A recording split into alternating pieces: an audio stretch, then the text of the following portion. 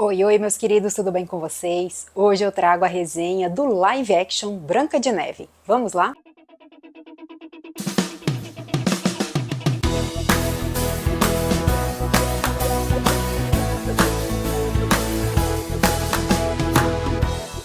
Nunca se teve tanta polêmica como nesse filme, muita coisa envolvida, é atriz que desrespeita os colegas de trabalho, fala sobre política, é cancelada na internet, é o caso de uso excessivo de IA, é protesto, é um monte de coisa. Esse filme deu o que falar e chegou o grande dia da gente falar se ele realmente é bom ou se ele vai flopar. Esse filme é uma adaptação da animação de 1937, da Branca de Neve e os Sete Anões. Esse filme está em produção desde 2019 e quando escalaram a Rachel Zegler para o filme como Branca de Neve, aí começou a enxurrada de críticas, porque muita gente é contra ela. Ela é uma pessoa que não tem papas na língua, então ela fala o que vem na frente, inclusive posta coisas que não devia, e ela faz muita apologia à cultura woke.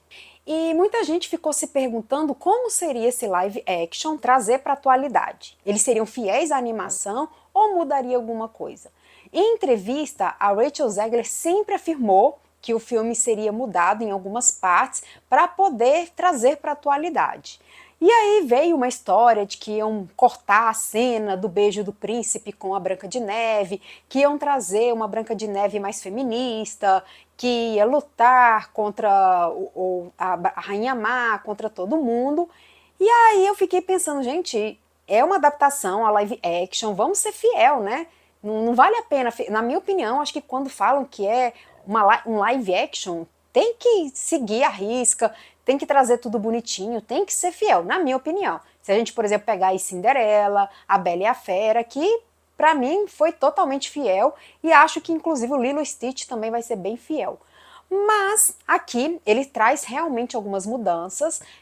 No quesito Branca de Neve e Príncipe, aqui a gente não vai ter o Príncipe Encantado, a gente vai ter um ladrão, que eles vão acabar tendo uma história e vão se apaixonar e vai ter o beijo. Então sim, vai ter o beijo sim, queira vocês ou não.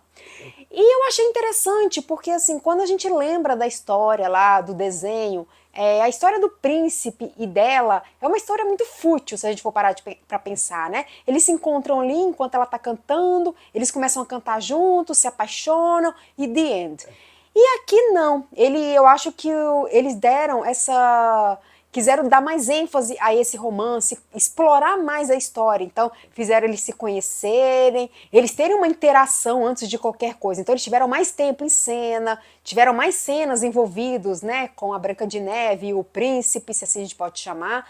Então, eu achei mais interessante, apesar de ficar com medo dessa nova adaptação, mas até que eu achei interessante. E o final também, ele traz uma história interessante sobre essa questão da Rainha Má, o desenvolvimento dela com a Branca de Neve, como que acabou a história dela.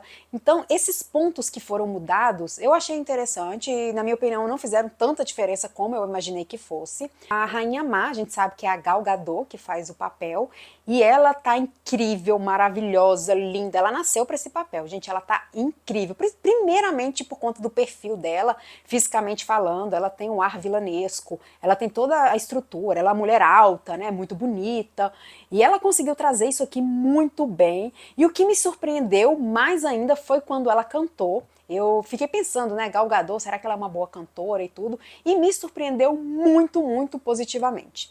E a Rachel Zegler, apesar de não ser aquele mulherão, né, que é mais bonita, até foi essa controvérsia, né? Poxa, Rachel Zegler ser mais bonita que a Gal Gadot, né? O espelho tá maluco. Mas ela, é assim, a gente tem que falar, né? Isso tem que ser dito, verdade seja dita, que ela é uma excelente atriz, isso é fato, e uma excelente cantora. A voz dela é maravilhosa e cabe em todas as canções aqui e é perfeita. Isso é maravilhoso. Então, eu vou falar pra vocês que eu me emocionei com esse filme, acreditem ou não, ele me fez assim caiu umas lágrimas, porque realmente a cena em que ela canta, que é aquela cena final que envolve a família dela, que envolve a bruxa, que envolve tudo, é bem emocionante e realmente ela conseguiu sim trazer essa emoção, essa diversão pra gente.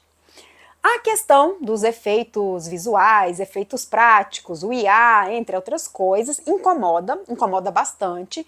Como a gente sabe aí, né, teve também a polêmica do uso de pessoas anãs para poder fazer o filme. E quem lembra do Peter Dinklage, que fez Game of Thrones, ele foi totalmente contra o uso de pessoas de baixa estatura para fazer o filme, para ser usado como um anão. Então, para não ter problema com isso, eles resolveram tacar CGI aqui no filme. Então, os anões são todos feitos de efeitos especiais. Só que eu achei engraçado, porque assim, não pode usar anão para ser os 7 anões, mas pode ter anão no filme. Porque sim, temos anão no filme, mas não é os 7 anões.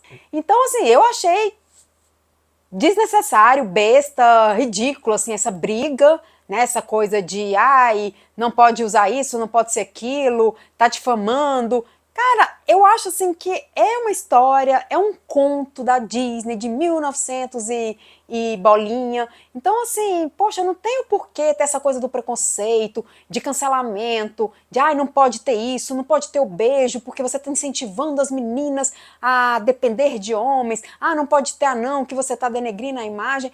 Eu acho que não tem nada a ver, mas né, a gente está numa fase muito complicada, que tudo é isso, tudo é aquilo, não pode, é preconceito. Enfim, mas eu acho que os efeitos especiais, apesar de tudo, tem momentos que são muito bons sim. Não me incomodou dos anões serem feitos de CGI. Tem momentos realmente assim que eles estão andando, que você percebe aquela coisa toda, mas é uma coisa muito sutil. Eu acho que tem momentos ali que ele tá com a Branca de Neve, que eles estão, principalmente na mina, que eles cantam a música famosa, né? Eu vou, pra casa agora eu vou. Então eu achei lindo, lindo, lindo, lindo. E o Dunga é o mais fofinho de todos. Eu acho que eles conseguiram trazer as características do Dunga mesmo daquela época, que é as orelhas grandes, aquele rostinho mais carismático, mais meigo. Então acho que eles conseguiram sim trazer as características dos 7 anões. Mas pode ser que, né, às vezes incomode, que não é só eles também, os bichinhos também são todos feitos de CGI, tem hora que dá pra perceber também, mas eu acho que eu me encantei tanto, assim, o filme foi me envolvendo de uma forma que pra mim às vezes passou despercebido, pra mim não incomodou tanto. Outro grande problema que o filme aí gerou problemas, que a Gal Gadot, na época no início aí da guerra, e ela foi a favor de Israel, fez postagens nas redes sociais, e a Rachel Zegler foi contra. E quando o Trump ganhou as eleições, ela colocou que era de partir o coração, fez um monte de postagens e isso gerou muita polêmica. Falaram, inclusive, que as duas se alfinetaram absurdamente nas redes sociais, que elas não se gostavam e tudo. Então, assim, gerou muita coisa em volta aí dessa questão da guerra, das eleições do Trump. Então é basicamente essas polêmicas, basicamente essas são as polêmicas que estão em volta. E aí, voltando a falar do elenco, né, como eu já falei da Rachel Zegler, que tá maravilhosa, a Gal Gadot dispensa comentários, ela tá diva, diva, diva, e que figurino maravilhoso. Eu acho que eles foram muito fiéis ao figurino. A Rainha Má, por exemplo, ela tem essa cor preta com um roxo, o branco, e eles colocaram isso muito bem aqui, aquele batom bastante escuro, aquelas unhas maravilhosas, gigantescas, né? Então, e a Gal Gadot é perfeita para o papel. Já o figurino da Rachel Zegler, eu brinco que foi comprada na Shopee, que não está tão legal quanto. Eu achei assim que foi um figurino bem chulezinho, bem sem gracinha, e não só dela, do elenco geral. Acho que o único que se destacou aqui, que foi muito bonito, realmente foi da Rainha Má. O Andrew Burnap faz o Jonathan, que é esse príncipe não príncipe aqui no filme, e ele também tá muito bem em cena, e ele tem uma química maravilhosa com a Rachel, que faz a Branca de Neve, então a química dos dois tá perfeita, que foi uma coisa que ajudou muito no desenvolvimento do filme, né? Porque imagina colocar duas pessoas aí que não tem química zero para poder fazer esses papéis, né? Então eu acho que funcionou bem. E também outra coisa que eu não gostei muito foi na cena da bruxa, da Rainha Má, que ela vira aquela bruxa feia pra ir atrás da Branca de Neve e tudo, com a maçã envenenada. No desenho, ele tem um momento muito grande, então ela demora bastante, ela vai descendo a escada, vai se transformando aos poucos, e é uma cena um pouquinho mais demorada. Aqui eles deram uma corrida com a cena, então assim, é uma das cenas mais esperadas do live action, né? Porque para quem assistiu o desenho sabe que é uma das cenas mais icônicas do desenho e aqui a gente esperava mais. Então eu acho que eles não deram tanta chance assim para Gal Gadot em cena. Ela teve pouco tempo em cena, sim. Eu acho que poderia ter trazido ela mais e mais, assim, porque ela é o destaque, na minha opinião, ela é o destaque aqui do filme total. Então, quando ela aparece, ela rouba a cena mesmo. Então, o espelho que fala que ela não é a mais bonita tá errado, viu? Mas, em contrapartida, eu entendi que o espelho explica isso, né?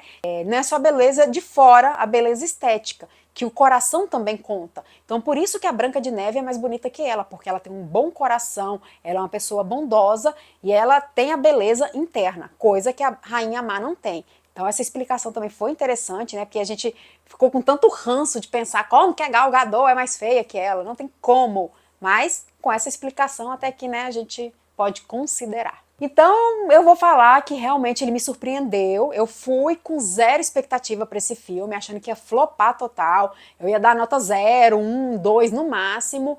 E realmente eu gostei bastante, me emocionei, chorei sim, gostei do que eu vi. Tem defeitos? Tem, bastante. Mas eu acho que no geral ele é assistível sim, é bonito e representa bem, né, a nossa querida Disney, nossa querida Branca de Neve. E de acordo com o Termômetro Nerd, a minha nota é 7. Branca de Neve Live Action estreia dia 20 de março nos cinemas. E se você gostou desse vídeo, não esqueça de seguir o nosso canal, curtir, comentar, compartilhar. Se você já assistiu o live action Branca de Neve ou vai assistir, comenta aqui embaixo. E até a próxima!